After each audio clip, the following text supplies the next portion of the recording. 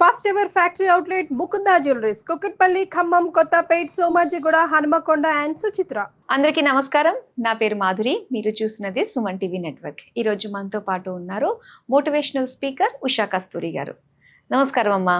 నమస్తే అమ్మ, ఒకటి ఆడదానికి ఆడదే శత్రువు అని చెప్పేసి అంటారు. మగవాళ్ళని ఎప్పుడు ఇలా అనరే. అలాగే రెండు కొప్పులు ఒక చోట ఇమడవు అంటారు. కానీ మగవాళ్ళకి సంబంధించి ఇలాంటివి ఎక్కడ సామెతలు రాలేదు.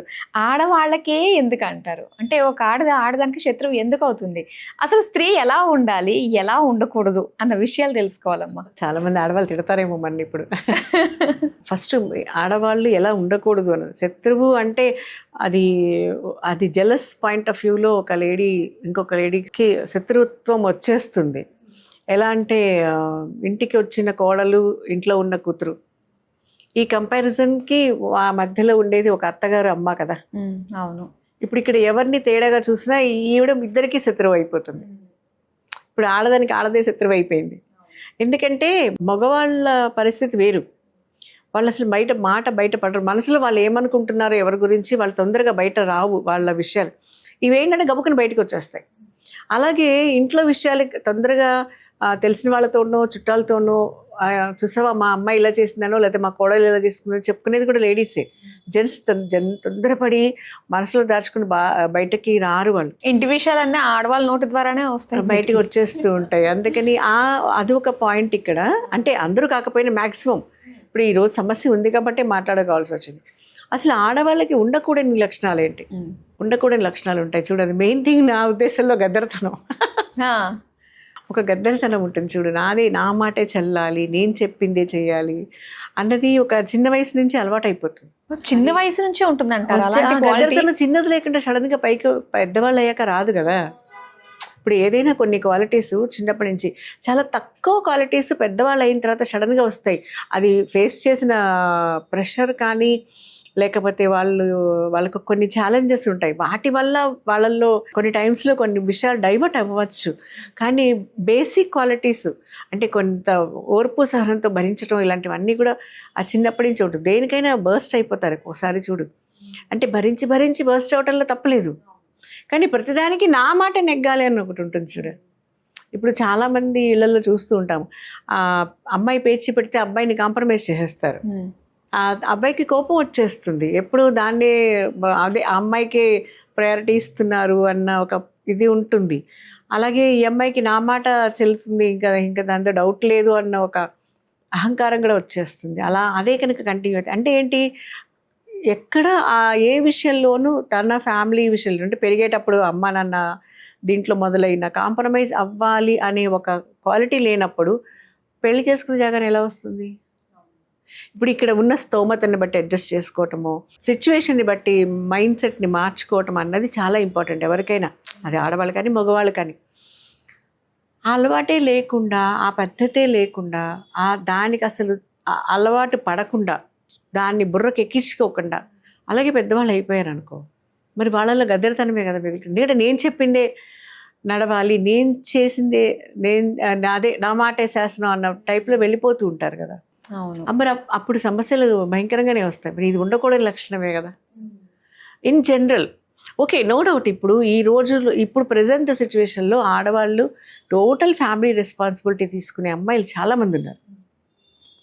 అది అమ్మా నాన్న దగ్గర కానీ లేదంటే పెళ్ళైన తర్వాత కానీ కూడా సమానంగా తీసుకున్న బాధ్యతలు తీసుకునే వాళ్ళు చాలామంది ఉన్నారు. ఇది కాకుండా ఇన్ జనరల్ మనం ఒక అమ్మాయిలో ఉండకూడని లక్షణం అది అన్ని కోణాల నుంచి కూడా ఏ అమ్మాయికి ఎవరిని రెచ్చగొట్టే క్వాలిటీ అస్సలు ఉండకూడదు అంటారు. అంటే ఆ ఏజ్ పెరుగుతున్నప్పుడు ఒక టీన్స్లోకి ఎంటర్ అయినప్పుడు కానీ ఏదైనా సరే ఎదుట మనిషిని రెచ్చగొట్టే ఒక మనస్తత్వం ఉంటుంది కొంతమందిని. అంటే గిల్లి కజ్జాలు పెడతారంటారు కదా, ఇద్దరికి దెబ్బలాట పెట్టడం కాదు. Let us talk very frankly about it. ఇప్పుడు ఒక అబ్బాయిని చూసి నవ్వితే వాడు ఈ అమ్మాయి నన్ను చూసి నవ్వింది అనుకుంటాడు. అది రెచ్చగొట్టడమే కదా. ఇది ఇన్ జనరల్ ఫ్రెండ్షిప్లో మాట్లాడుకోవటం నవ్వుకోవటంలో తప్పు కాదు.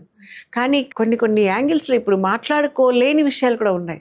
కొంతమంది అమ్మాయిలు ఆ మధ్యలో ఒక రీల్ కూడా చాలా ఫేమస్ అయిపోయింది. ఆ అమ్మాయి అస్తమానం కన్ను కొట్టి మాట్లాడుతుంటుంది. ఒక సినిమా కూడా వచ్చింది, ఆ సినిమా పేరు గుర్తులేదు. అది రెచ్చగొట్టడమే కదా.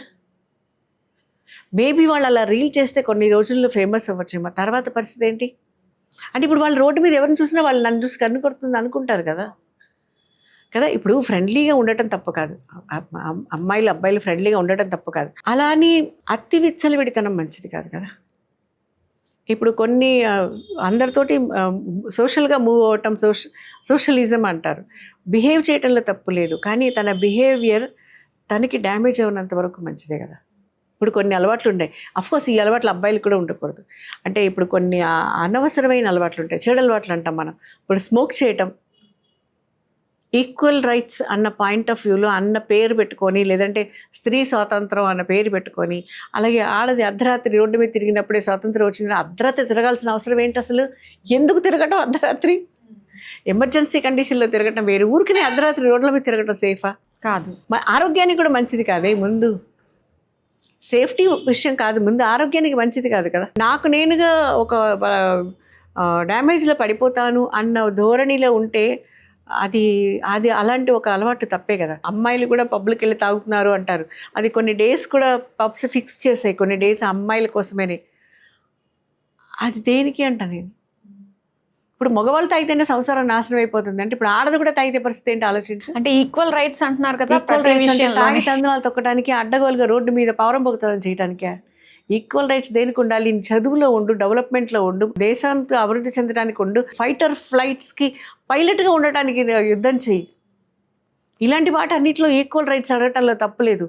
ఉద్యోగంలో ఇప్పుడు ఒకప్పుడు కూలీలు ఆడ కూలీలకి తక్కువ ఇచ్చేవాళ్ళు డబ్బులు, సమానంగా పనిచేస్తారు.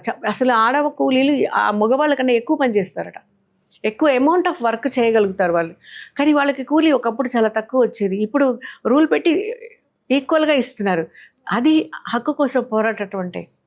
నీ చదువు కోసం నువ్వు కరెక్ట్గా పోరాడు, నేను కూడా అన్నయ్యతో సమానంగా చదువుతానని పోరాడు, తప్పులేదు.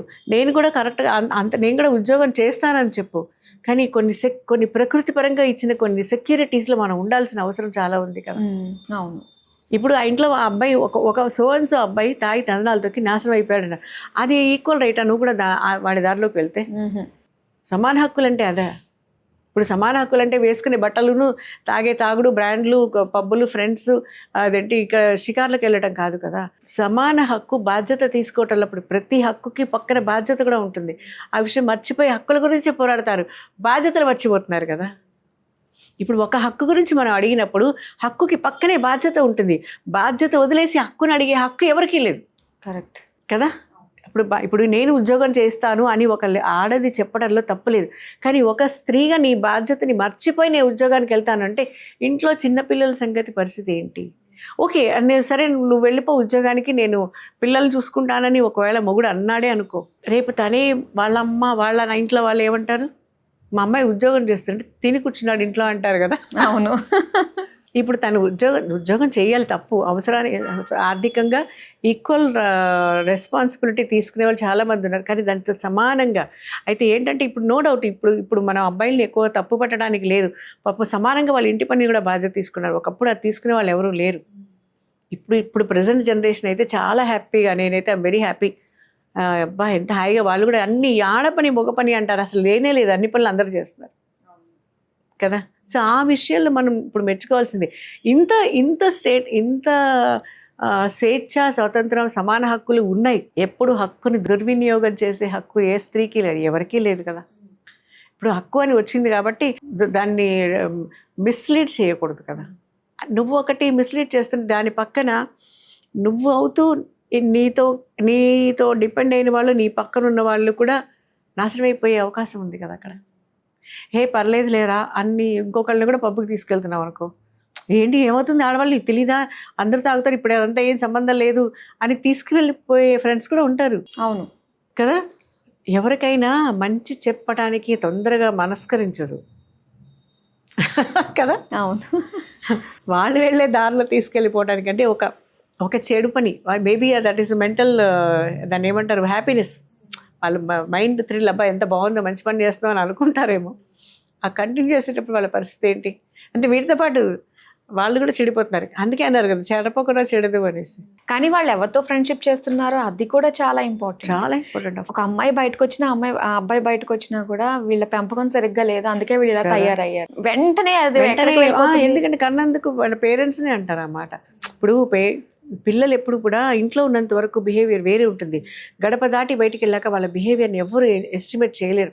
స్కూల్ నుంచి కాలేజీ వరకు కూడా, పెద్దవాళ్ళు అయ్యాక కూడా.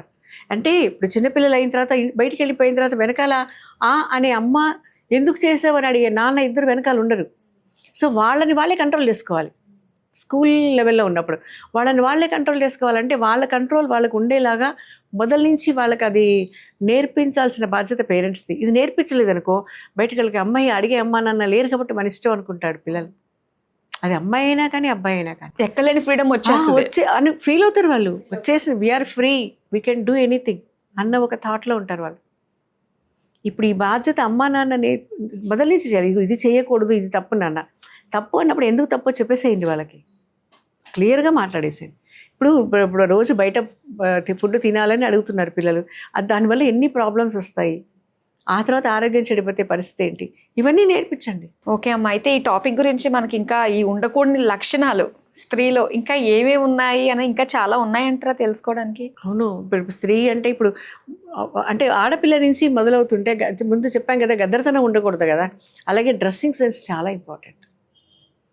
కూర్చునేటప్పుడు ఎలా హౌ టు సిట్, ఇప్పుడు మనం ఇప్పుడు డ్రెస్ వేసుకున్న తర్వాత కూర్చునేటప్పుడు పొందిగ్గా కూర్చుంది అమ్మాయి ఎంత, ఇప్పుడు కొంతమంది పిల్లల్ని చూడగానే అమ్మాయి ఎంత పొందిగ్గా ఉంది అని అంటారు కదా.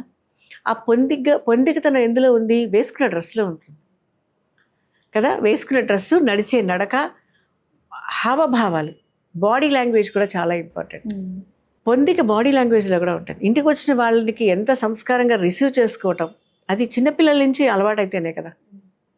ఆ తర్వాత సంబోధన, ఎదుటి మనిషిని ఎలా సంబోధించి మాట్లాడుతున్నాము అన్నది చాలా ఇంపార్టెంట్. అంటే ఇది ఆడపిల్లలకనే కాదు ప్రతి వాళ్ళకి ఉండాలి. కానీ ఇది ఒక క్యారెక్టర్, ఇవన్నీ లేకపోతే ఆ క్యారెక్టర్ అసాసినేట్ అయిపోతుంది. అవును, ఇప్పుడు ఇవన్నీ లేకపోతే లక్షణాలు, ఆ క్యారెక్టరే చాలా డ్యామేజ్ అయిపోతుంది. వాళ్ళ తప్పు కాదు, అది వాళ్ళకి అలా అలవాటు అయిపోతే అలా పిలిచినా తప్పు లేదు అనే ఒక భావన వాళ్ళలో వచ్చేస్తుంది కదా. అది చుట్టాల్లో అవ్వచ్చు, ఫ్రెండ్స్ అవ్వచ్చు, ఆ పరిచయం లేని వాళ్ళు కూడా అవ్వచ్చు. దాని మీద ఇప్పుడు వీళ్ళ బిహేవియర్ మీద కదా వాళ్ళ గౌరవం కూడా ఆధారపడి ఉంటుంది కదా. ఇప్పుడు వీళ్ళెంత గౌరవంగా ఉన్నారు అంటే వాళ్ళ బిహేవియర్ అలాంటిది కాబట్టి అలా ఉంటుంది. అలా కాకుండా ఒక విచ్చలవిడితనం, ప్రతి విషయంలోనూ విచ్చలవిడితనమే అంట నేను. ఇప్పుడు డ్రెస్ చేసుకోవడంలో కానీ, మాటలు వింటల్లో కానీ, నడకలో కానీ, గుమ్మల్లో విడిచే చెప్పుల దగ్గర నుంచి మొదలవుతుంది కదా మనిషి పొందికతనం. గుమ్మల్లో విడిచిన, అలాగే ఒక మనిషి చెప్పిన మాటని విని ఎలా రెస్పాండ్ అవుతున్నారన్న దాని మీద కూడా ఆధారపడి ఉంటుంది. అది ఇంట్లోకి రాగానే అమ్మ చెప్పచ్చు, నాన్న చెప్పచ్చు, ఇంట్లో ఉన్న ఇంకా పెద్దవాళ్ళు ఎవరైనా ఉంటారు, తాతయ్య, నాయనమ్మ, ఇంకెవరైనా చెప్పుండొచ్చు. దాన్ని ఎలా రెస్పాండ్ అయ్యి ఎంత పేషెన్స్గా వాళ్ళకి ఆన్సర్ చేస్తున్నాము, ఎంత క్లారిటీ ఇవ్వాలి కదా వాళ్ళకి. ఇప్పుడు why you did that work అంటే దానికి ఒక క్లారిటీ ఇచ్చే విధానంలో వీళ్ళ మనస్తత్వం కూడా బయటపడుతుంటుంది. ఇవన్నీ లేకుండా పెరిగిపోతే వాళ్ళ జీవితంలో ఎక్కడ అడ్జస్ట్ అవ్వలేరు, ఎవరితోనూ అడ్జస్ట్ అవ్వలేరు. అంటే చిన్నప్పుడు నిజంగా ఇలాంటి అలవాట్లు వాళ్ళకి అలవాటు చేసి వాళ్ళు అలవర్చుకుంటే పెద్ద అయినాక అలాంటి లక్షణాలు లేకుండా వాళ్ళు చక్కగా. ఇప్పుడు చూడు, జుట్టు మీద పడిపోతుంటే పక్కకు తోసుకోవాలన్న జ్ఞానం చిన్నప్పటి నుంచి లేకపోతే పైకి పెద్దలకి ఎక్కడి నుంచి వస్తుంది? ఒంటి మీద బట్టలు జారిపోతుంటే పైకి సెట్ చేసుకోవాలన్న ఇది చిన్నపిల్లల్లో లేకపోతే పెద్ద అయ్యాక ఒంటి మీద బట్టలు ఉన్నాయో లేవో కూడా వాళ్ళకి తెలియదు కదా. సో అప్పుడు ప్రాబ్లం ఏంటి చెప్పు, అప్పుడు వాళ్ళు ఎదుర్కోవాల్సిన సమస్యలు ఏంటి? అండ్ ఇంకొకటి, జర్నీ చేసేటప్పుడు ముఖ్యంగా ఆడపిల్లలకు ఉండే లక్షణం. ఇప్పుడు నేను చాలా అబ్జర్వ్ చేస్తాను, ఆడపిల్లలు జర్నీ చేస్తున్నప్పుడు ఇప్పుడు క్యాబ్లో కానీ హైగా నిద్రపోయిస్తారు. వాళ్ళ మైకల్లో వాళ్ళు ఉంటారు, వాళ్ళ ఫోన్లో వాళ్ళు ఉంటారు. ఎక్కడికి వెళ్తున్నాం, దేనికి వెళ్తున్నాం, ఆ లొకేషన్ కరెక్ట్గా వెళ్తున్నామా లేదా అన్న సెన్స్ వాళ్ళకు ఉండాలి కదా. ఈ క్వాలిటీ చాలా ఇంపార్టెంట్. ఈరోజు ఆడపిల్ల క్యాబ్ వాడు బుక్ చేసుకుని వాడు తీసుకెళ్తాడు, why don't you check in the map, కరెక్ట్గా వెళ్తున్నామా లేదని చెక్ చేసుకోవచ్చు కదా. మధ్యలో ఒకసారి ఎవరితోనో ఇంట్లో వాళ్ళతో ఒకసారి మాట్లాడచ్చు, ఫ్రెండ్స్తో మాట్లాడు, ఎస్ నేను బయలుదేరాను ఇక్కడ దాకా వచ్చాను అనేసి. నేనైతే సేఫ్ సైడ్లో చెప్తున్నాను. మనం ఫోన్లో చేసామో లేదో, అట్లీస్ట్ ఫోన్లో అన్నయ్యో తమ్ముడో లేకపోతే ఫ్రెండో ఎవరో ఒకళ్ళతోటి మాట్లాడుతున్నట్టుగా బయలుదేరాను ఇక్కడ దాకా వచ్చాను అంటే వాళ్ళకు ఒక సెన్స్ ఉంటుంది. అందరూ ఆటో డ్రైవర్లు, అందరూ క్యాబ్ డ్రైవర్లు అలాంటి వాళ్ళని కాదు, చాలా మంచి వాళ్ళు ఉన్నారు. కానీ ఈ రోజుల్లో ఒక చిన్న తప్పే, ఇప్పుడు కుండెడు పాలు మరగబెట్టేటప్పుడు అవి విరిగిపోవాలంటే ఒక్క డ్రాప్ విషం చాలు.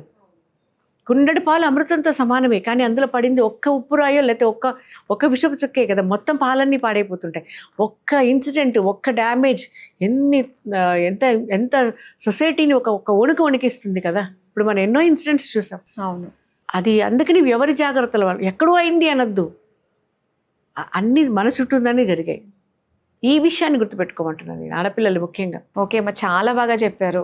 ప్రతి ఒక్కళ్ళు నిజంగా ఇవన్నీ ఫాలో అవ్వాలి. ప్రజెంట్ డేస్ ఇంకా భయంకరంగా ఉన్నాయి. అవును. సో ఇలాంటి తరుణంలో చెప్పిన జాగ్రత్తలన్నీ కూడా ఒకసారి కాదు, ఈ వీడియో పదే పదే చూడాలనిపించే వీడియో అన్నమాట. ప్రతి ఒక్క అమ్మ వాళ్ళ పిల్లలకి చూడాలనిపిస్తుందో లేదో నాకు తెలియదు కానీ చూడవలసిన పిల్లలకి చూపించాల్సిన ఎస్ వీడియో. చాలా మంచి కంటెంట్ అమ్మా, మంచి ఇన్ఫర్మేషన్ మనకు ఉంది ఇందులో. చాలా చక్కగా తెలియజేసినందుకు ధన్యవాదాలు. కేవలం